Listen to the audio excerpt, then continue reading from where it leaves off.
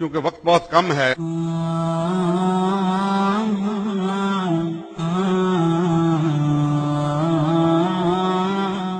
سب لوگ بہت انتظار کر چکے ہوں گے. ہمارے اندر بزنس مین بیٹھے ہوئے ہیں.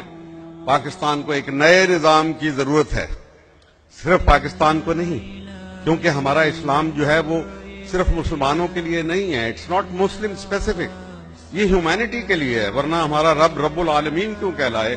اور ہمارے نبی کریم کو اللہ نے خود لقب دیا کہ نبی تم رحمت للعالمین ہو.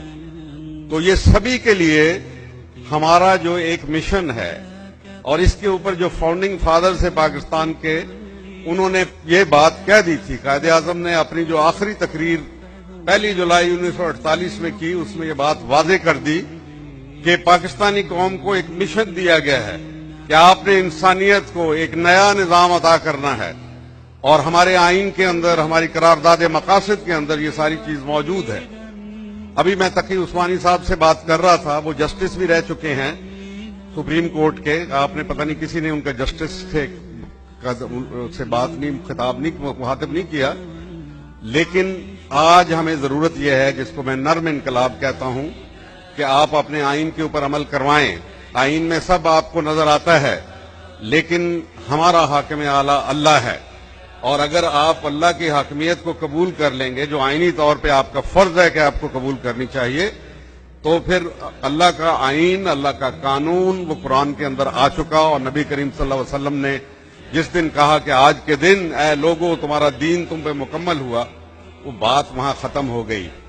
ابھی لیکن ریاست مدینہ کے بعد دوسری ریاست جو بنی وہ پاکستان ہے. اس کا فرض ہے انسانیت کو ایک نیا نظام دے دے. پاکستان کا آئین واحد آئین ہے دنیا کے اندر جو کہتا ہے کہ انسانیت کی فلاح بہبود, اس کے امن اور اس کی خوشحالی کے لیے, اس کی خوشی کے لیے آپ نے کام کرنا ہے. کتنی بڑی بات ہے. کسی دنیا کا آئین یہ نہیں کہتا. امریکن کی خوشی کے لیے کرتے ہیں, برطانوی کے لیے کرتے ہیں, انڈینز اپنے ان کی خوشی کے لیے, لیکن ہم انسانیت کے لیے کرتے ہیں. لہذا یہ وہ چیز ہے جس کے بارے میں اگر آج کر کے دکھا دیں تو پھر اللہ تعالی ہم پہ مہربان بھی ہو جائے گا. اور پھر علامہ اقبال نے اس کے لیے کہا تھا کہ ہفت کشور جس سے ہوں تسخیر بے تیگو تفنگ, تو اگر سمجھے تو تیرے پاس وہ سامان بھی ہے. یعنی مثال پیش کر دے. لیکن کون مثال پیش کرے گا؟ قیادت کے اس فقدان میں, اس جہاں پہ اتنی مایوسی اور نا امیدی کی فضا ہو کہ غالب کا وہ مجھے یاد آ گیا شعر کہ سنبھلنے دے ارے اے نا امیدی, کیا قیامت ہے کہ دامان خیال یار چھوٹا جائے ہے مجھ سے. یعنی انتہا ہے نا امیدی کے. لیکن مسلمان کے لیے نا امیدی گناہ ہے. ہماری امید قائم ہے. اللہ تعالی ہم پہ مہربان ہے. تاریخ نے ایک نئی کروٹ لے لی ہے. جو متحارب نظام تھے وہ سارے ڈوب گئے اور اتفاق سے ہماری دہلیز کے اوپر ڈی گئے. ہمارے بالکل سامنے ساتھ والے ملک میں, افغانستان کے اندر, یہ دونوں نظام شکست کھا گئے. اور جو میدان شکست میں شکست ہو جاتی ہے, اس کے جبڑوں میں سے, شکست کے جبڑوں میں سے آپ فتح نہیں نکال سکتے. مغرب اب اس کے اندر سے فتح نکالنے کی کوشش کر رہا ہے, ہمیں لڑا کے, ایک دوسرے کے ساتھ لڑا کے. میں اس کے اوپر بڑی تفصیل میں جا سکتا ہوں, لیکن میں یہ نہیں کہہ رہا. صرف جو ان کا سب سے بڑا گرو ہے, انٹلیکچوئل بھی اور یہودیوں کا سب سے بڑا رہنما, ہنری کسنجر کی نئی کتاب آئی ہے حال ہی میں, کچھ 4 مہینے پہلے, یہاں نہیں ملتی, میں کہ امریکہ سے مجھے ایک دوست نے بھجوائی.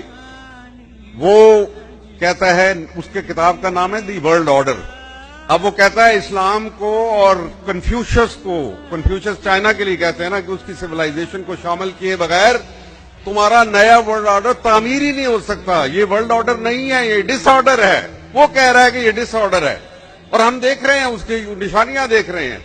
لہذا پاکستان کا وقت آ گیا. ابھی کسی کو نا امید نہیں ہونا چاہیے, بالکل مایوس نہ ہوں. اگر ہم اس وقت شکار ہو رہے ہیں, ہر طرف سے تیر و تفنگ ہمارے پہ چلائے جا رہے ہیں, تو اس کا یہ مطلب ہے کہ ہم کامیاب ہو رہے ہیں, کیونکہ ہمارا وقت آ گیا ہے.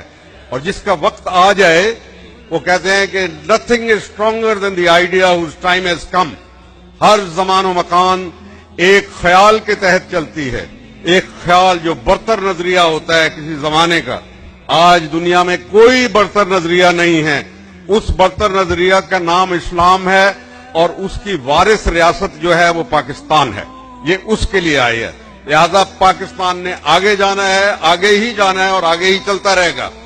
پاکستانی نوجوانوں کے لیے جو یہاں بیٹھے ہوئے ہیں اور جو سن رہے ہیں، میں یہ آپ کو خوشخبری دینا چاہتا ہوں کہ اللہ تعالیٰ نے آپ کو قیادت کے لیے چن لیا ہے، لیکن آپ کو اپنے اندر کو، ضمیر کو صاف کرنا پڑے گا، آپ کو اپنا کردار سازی کرنی پڑے گی۔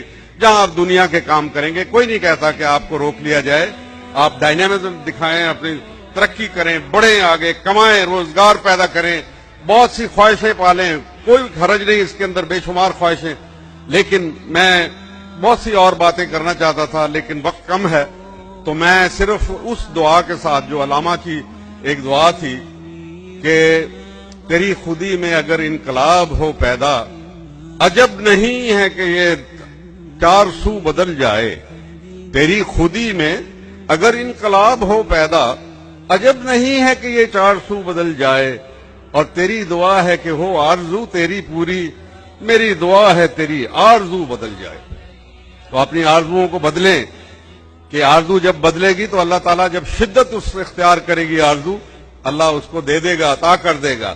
پاکستان کا یہ اکنامک ماڈل نہیں ہے، یہاں بزنس مین بیٹھے ہوئے ہیں، we have to get rid of it. Market economy, market capitalism ہے، یہ ایکسپلائٹیشن ہے، ہمیں اس کو فارغ کرنا ہے۔ ہمارے پاس اتنا خوبصورت معاشی نظام ہے، لیکن ہم اس کو چھوڑ کے اور پتہ نہیں کس کس ماڈل کے پیچھے ہم بھاگ رہے ہیں، جو خود اپنے گھروں میں شکست کھا گئے ہیں۔ مغربی جمہوریت سے ہم تنگ آ گئے، عاجز آ گئے، اور جہاں تک قرضوں کا تعلق ہے، جو ہمیں بوجھ ڈلا ہوا ہے، ان کو کہو جاؤ، یہ قرضے نہ ہمارے پہ خرچ کیے گئے، نہ ہم سے پوچھ کے لیے گئے، اور نہ ہمارے پہ سخت ہے، بھاگ جاؤ یہاں سے۔ ان کو ضرورت ہے پاکستان کی، یقین کرو کہ یہ کبھی بھی آپ سے قرضے لینے کے لیے، کیونکہ آپ نیوکلیئر حیثیت کے مالک ہیں، اور اگر آپ کہیں گے یہ آج دنیا کو ضرورت ہے، مڈل ایسٹ کو ضرورت ہے آپ کی انہوں نے تسلیم کر لیا، آپ کی قیادت کو تسلیم کر لیا عملاً، تو آپ جناب فکر نہ کریں۔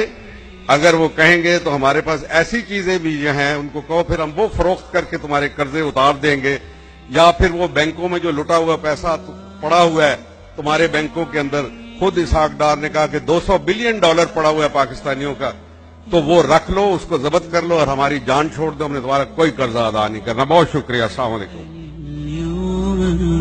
رجعنا وراني وحنين